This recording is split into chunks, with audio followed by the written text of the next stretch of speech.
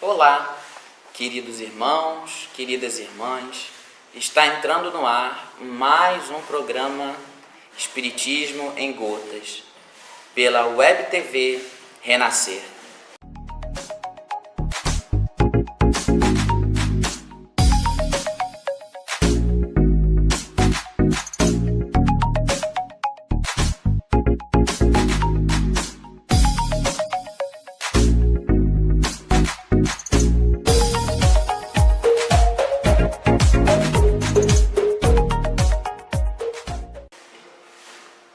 No programa de hoje, nós vamos estar dialogando sobre a codificação espírita. Será que a codificação, ela contém todos os ensinamentos? Será que a codificação foi toda escrita por Allan Kardec?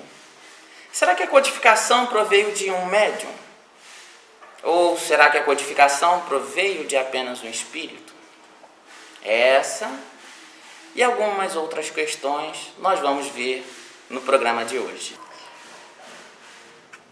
Nós vamos encontrar na primeira obra da codificação o Livro dos Espíritos. Primeiro livro lançado pelo professor Rivail, já com o pseudônimo de Allan Kardec, que fora o seu nome druida em outra encarnação. Narra-nos Allan Kardec, no frontispício de O Evangelho segundo o Espiritismo e em Revista Espírita, em que ele passara em mais de 1.000 centros espíritas. Centros espíritas, naquela época, obviamente, eram centros familiares de estudos e elevação da alma e da comunicabilidade com os espíritos. E Allan Kardec juntava mais de 1.000 mensagens. Sentava, estudava cada uma metodicamente, fazia a comparação, desdobrava, excluía aquelas que não eram tão importantes e ficava com aquelas mais importantes. E muitas das vezes cartas que possuíam as mesmas assinaturas ou as mesmas mensagens.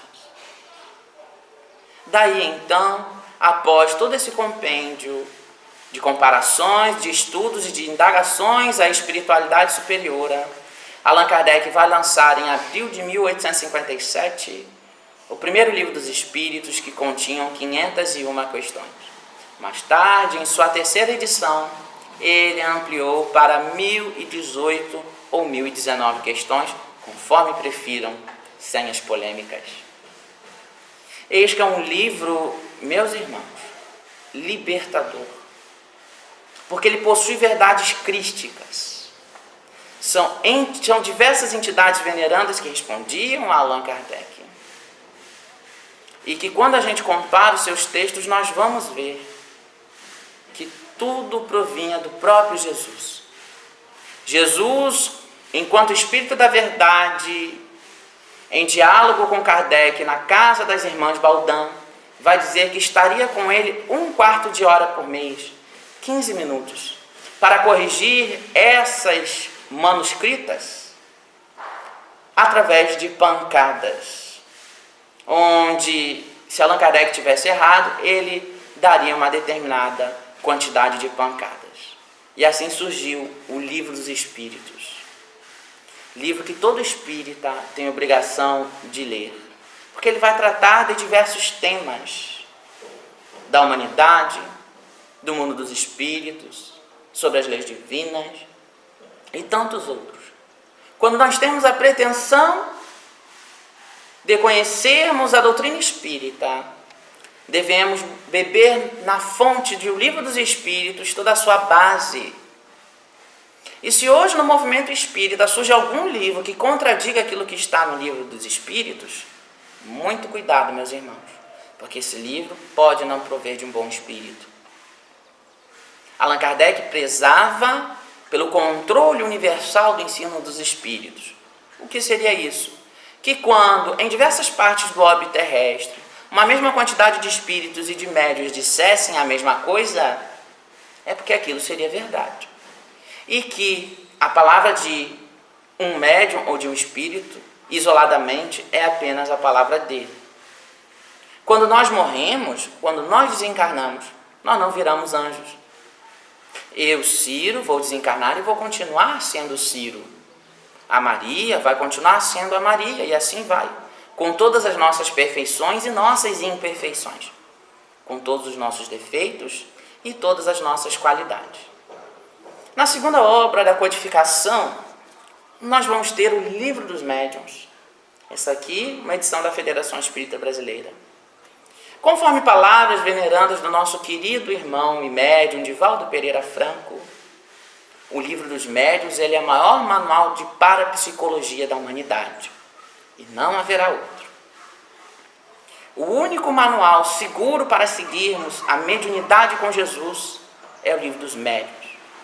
Allan Kardec, após observar tanto fenômeno, ele decide pesquisar como eles se processariam, como eles se dariam.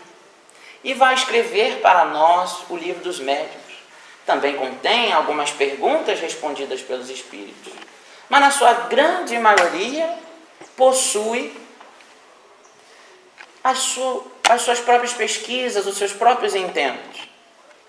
E muito interessante, queridos irmãos, é que um dos últimos capítulos é justamente o Estatuto da Sociedade Parisiense de Estudos Espíritas.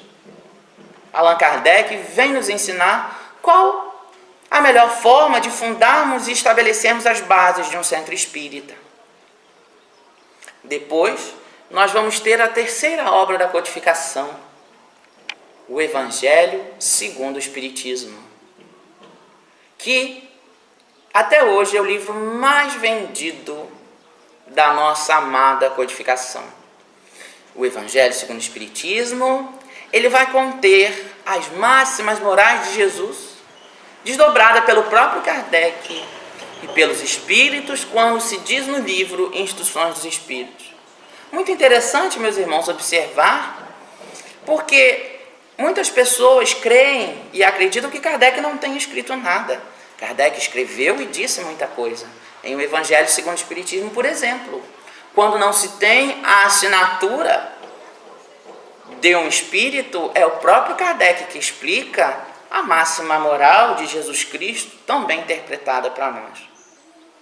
O Evangelho segundo o Espiritismo deve ser manual de cabeceira para todos os espíritas e para todos os médiuns. É um livro que deve ser lido e relido, porque ele vai nos trazer um panorama de paz e de tranquilidade. Obviamente que o estudo do Evangelho segundo o Espiritismo não vai nos excluir a leitura da Bíblia, dos Evangelhos de Jesus, que contém diversas outras passagens que não foram contempladas por Allan Kardec em o Evangelho segundo o Espiritismo. Por que não fora contemplada, Ciro? O próprio Kardec vai responder. Ali, em o Evangelho segundo o Espiritismo, contém apenas as máximas morais, que são aquelas que são irrefutáveis. Não tem como negar. Há um consenso de que elas existiram e há um consenso também nas suas interpretações. Mais para frente, nós tivemos o céu e o inferno. Grande dúvida da humanidade, não é mesmo, meus irmãos? O que é este céu? O que é este inferno? Será que o inferno existe mesmo? Será que o purgatório existe mesmo? Não, meus irmãos. O inferno que existe é puramente consciencial. É aquele em que nós próprios causamos e vivemos. Não existem as figuras do demônio, do Satã, do capeta. E apenas como curiosidade, capeta significa que é uma capa pequena. É aquela que os estudantes de direito usam em geral. E ela começou a ser utilizada em Portugal. Então, capeta é uma capa pequena. Satã quer dizer apenas adversário do bem. Não há conotações maiores. Demônio é uma palavra que, com o passar dos anos, foi equivocadamente implementada, porque na linguagem grega, Platão chamava de daimon, os bons espíritos. os nossos guias e os nossos mentores. Com o tempo, a palavra foi usada no sentido pejorativo. Não existe a figura mitológica do pé rachado. Obviamente que existem espíritos que ainda se comprazem muito mal e que vão se plasmar dessas formas e aparecer assim para algumas pessoas, para alguns médiuns videntes, como nós vamos ter relatos de Francisco Cândido Xavier em relação a isso, que certa feita recebe uma entidade, com toda a indumentária de Satanás. Vale a pena também relembrar o Inferno de André Luiz, que ele vai nos narrar sobre o umbral, que vai estar no livro Nosso Lar, que nós também vamos poder ver no filme, onde André Luiz vai dizer que o umbral, aquela região trevosa de sofrimento, é causada pelo próprio pensamento humano, pelo nosso próprio pensamento equivocado. Porque o pensamento ele é matéria. O pensamento tem cheiro, o pensamento tem cor, o pensamento tem imagem. Então todas as nossas defecções mentais ajudaram a erguer aquele espaço a que muitos estão ligados, o famoso Vale dos Suicidas. E por último, não menos importante, nós vamos ter a obra A Gênese, que é a obra que vem tratar das questões do universo, os milagres e as predições de Jesus, sob a ótica da ciência espírita. Vamos encontrar sobre o passe, nos itens 33, 34 e 35, onde Kardec vai dizer que fluidoterapia é o passe. E muitos vêm nos narrar que Allan Kardec nunca abordou nada sobre o passe, mas está aqui, nessa veneranda obra. Ele vem desdobrar para nós, metodicamente, como surge o espírito, como é a gênese espiritual. E, inclusive, se aprofundando em a gênese sobre uma forma de comunicação espiritual chamada possessão, situação em que ele não admitira a época de O Livro dos Médiuns, em que somente após muita pesquisa, muito recebimento de cartas, e nós vamos poder acompanhar a evolução de Kardec no seu periódico Revista Espírita sobre essa questão, onde ele vai dizer que a possessão, ou seja, de fato é o domínio de um espírito sobre um indivíduo, onde a sua própria consciência ela é tomada. Ela pode ser positiva ou negativa, por isso que ela não é considerada um tipo de obsessão, mas sim uma forma de comunicação espiritual. Nós vamos, por exemplo, perceber quantas comunicações de Chico Xavier que se passariam por esse processo.